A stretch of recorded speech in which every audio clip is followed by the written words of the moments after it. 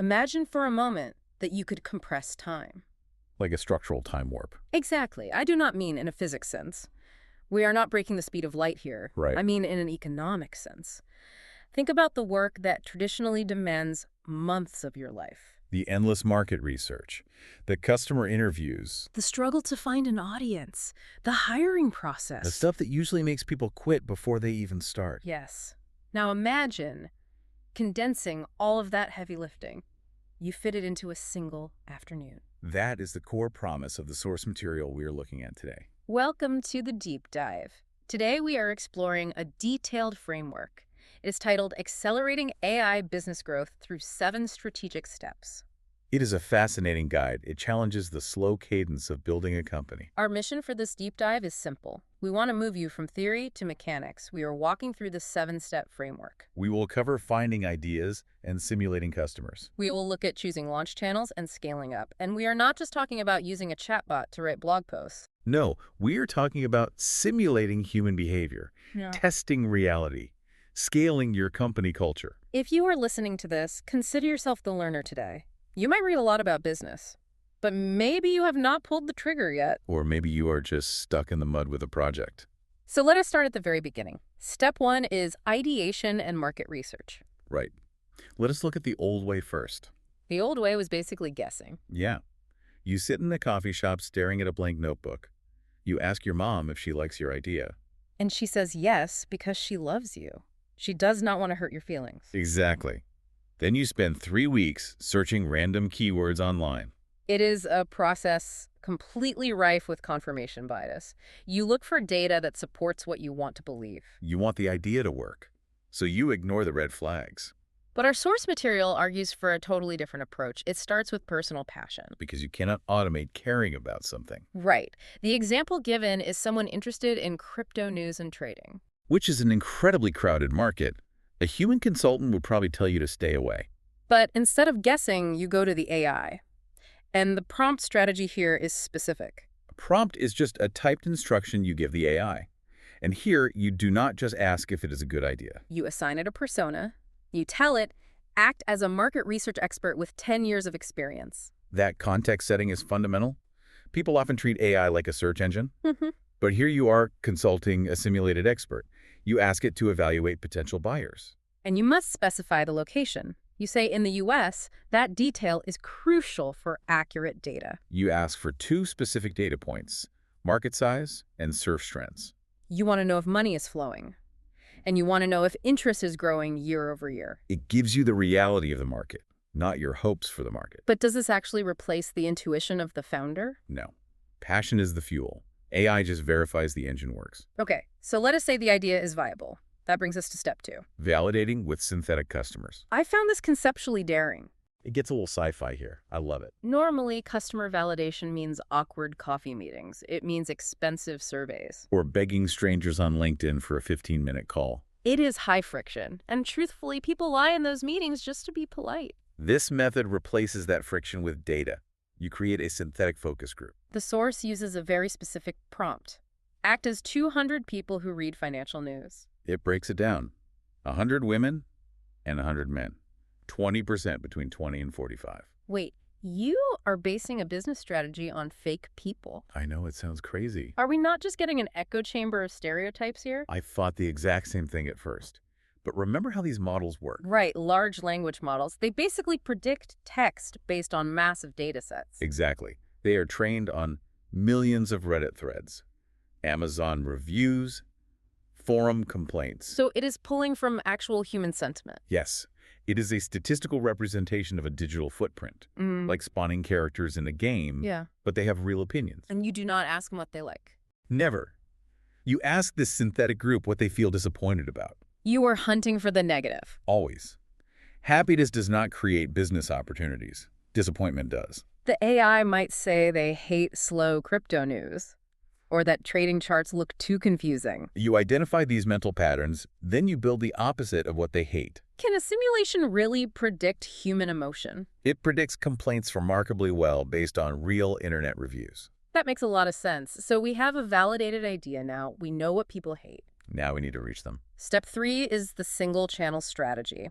This pushes back against the modern urge to be ubiquitous. Oh, the be everywhere trap. It is the classic rookie mistake. Founders think they need a TikTok, an Instagram, and a YouTube channel all at The once. source is blunt about this. Doing everything means failing at everything. It is a massive dilution of effort. You cannot make an impact anywhere. The author shares a story about a quantum physics education website.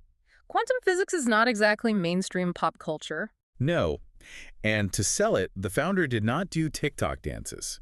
He focused entirely on email. Just newsletters. 100%. You use AI to help make this decision. You ask the AI to compare marketing channels. You ask which will be simplest and most effective. You ask it to list opportunities and difficulties, and you ask it to estimate starting costs. It forces a brutal cost-benefit analysis. And the source material strongly favors email. Tools like Klaviyo, Kit, or Beehive. We hear constantly that email is dead. People have said that for 20 years. But it comes down to ownership. If the algorithm changes on social media, you disappear. But you own your email list. No one can steal your views. It is digital real estate instead of digital renting. Why is everyone so afraid of just picking one channel? It is FOMO, but focus is the only thing that actually builds momentum. Exactly. Focus is everything. Okay, you have your channel, now you need content. Step 4 is marketing and content production. Here is the paradox. Brilliant builders are often terrified of selling. They want to build in a cave for 6 months, then they reveal the masterpiece. The field of dreams fallacy. If you build it, they will come. Spoiler alert, they will not. The advice here is to market before the product launches. Build a waiting list. The old way was making one very expensive video and praying it went viral. The new way is volume. It is all about variations. You use the AI to generate a ton of options. The example given is a credit card offer. You ask the AI for 3 attractive opening sentences. You test the hook, the first 3 seconds. Then you ask for 10 variations of those sentences. You treat creativity as a data problem. You are not looking for the perfect sentence. You are generating enough to find the effective one. And the source mentions a tool called Opus Clip. Opus Clip. That is software that auto-cuts long videos into short clips. It lowers the barrier to entry significantly. Beat. But I have to be honest here. Yeah. You sit there tweaking text to avoid publishing. I still wrestle with prompt drift myself. Prompt drift. When you constantly adjust the AI request instead of actually launching the content. Exactly. I think changing one word will make it perfect. Yeah. But I am just stalling. Perfectionism is just procrastination in a tuxedo. You feel productive, but you are not. Totally. The volume strategy forces you to just hit publish. You post 10 variations and check the data. Is this just spamming the internet? No, it is testing. You are looking for the one version that resonates. We are going to take a quick break. We will be right back. Mid-roll sponsor, read placeholder. And we are back. We have a validated audience, a channel, and content. Now we move to step 5, professional design and experience. This is all about trust. Your product can be amazing, but if your website looks ancient, people think it is a scam. Aesthetic signaling is a proxy for competence. We judge books by their covers because we lack the time to read them first. The source uses a great example here, a locksmith in New York. You might think a locksmith does not need a nice website. But the prompt strategy is specific. You use tools like Midjourney to design the site. Midjourney is an AI that generates highly detailed images from text. Right. And you tell it to use blue and white for trust. You make the emergency button huge. The source also mentions Nano Banana. Which sounds like a smoothie shop. But it is a tool for rapid brand generation. The point is, you are not hiring a design agency for $10,000. You use AI to get the 80% solution in 10 minutes. But it goes deeper than visuals. It addresses the service layer. You use AI to analyze competitors and structure a better offer. Like pricing transparency, charging $99 flat for emergencies versus a competitor's hidden fees. Then you ask the AI for 10 ways to take care of customers more thoughtfully.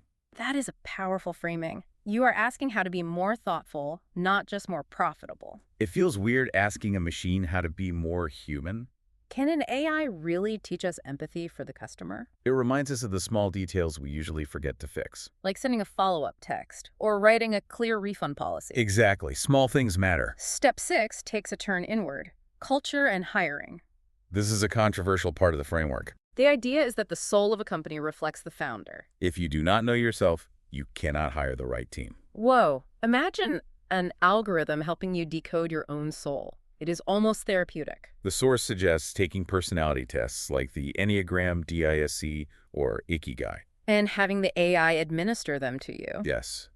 You prompt it to ask you the Enneagram questions one by one. You answer honestly. The AI maps out your core values, say honesty and speed. Then you tell the AI to write 5 tough interview questions based on those values. You convert abstract values into concrete screening mechanisms. You stop asking cliché questions like, what is your biggest weakness? Because everyone lies about that anyway. Right. Instead, you ask for a time they sacrifice speed for accuracy. You hire for the reality of your company, not the glossy brochure version. Is it weird to let a machine define your company culture? It does not define it, it clarifies it so you can hire for it. Precisely. It just helps you articulate what is already in your head. This brings us to the final step. Step 7.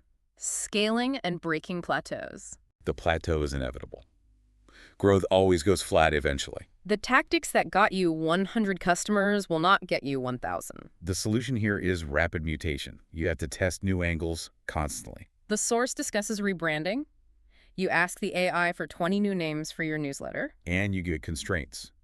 You say, make them short and easy for Americans to remember. Then what? Do you just pick your favorite name? No. Your favorite name absolutely does not matter.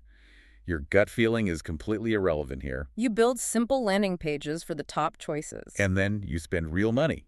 You run small $50 ads on Meta to each page. You are literally buying beta. You let strangers on the internet decide. If name A gets 0 clicks and name B gets 50 clicks, name B wins. It does not matter if you personally hated name B. It removes the founder's ego from the branding process completely. You stop arguing with your co-founder about what sounds cool. You just look at the spreadsheet. The argument is over. So the market actually names the company. Exactly. You propose, the market disposes. Let us step back and look at the whole architecture of what we just discussed. We moved from a mindset of I think to a mindset of I know. You went from passion to synthetic validation, then to a focused channel. We automated the content, we designed the service, we fit the culture. And finally, we tested the ads. The recurring theme here is accessibility. The barrier to entry is no longer money, and it is no longer time. The barrier is simply your willingness to use the tools. It is the willingness to type the prompt and act on the answer. The distance between having an idea and executing it has collapsed entirely. You used to need a huge team and $50,000 to do this. Now you just need a laptop and a free weekend. It used to be a marathon. Now it is a sprint. But you still have to run. Which brings us to our challenge for you today. Do not just listen to this deep dive passively. Pick one single step, maybe just the market research prompt. Open up a chatbot right now, type it in and see what happens. AI was not born to do everything for you. It was created to help you go faster. And no magic happens if you only read the source material. You have to actually build something. I want to leave you with one final thought to mull over. If AI strips away all the friction of building a business, then execution is no longer the bottleneck. Taste is the bottleneck. Exactly. When anyone can launch a company in a weekend, your unique human taste is your only real competitive advantage left. That changes the whole game. It really does. Thank you for joining us on this deep dive. Go make some magic. We will see you next time.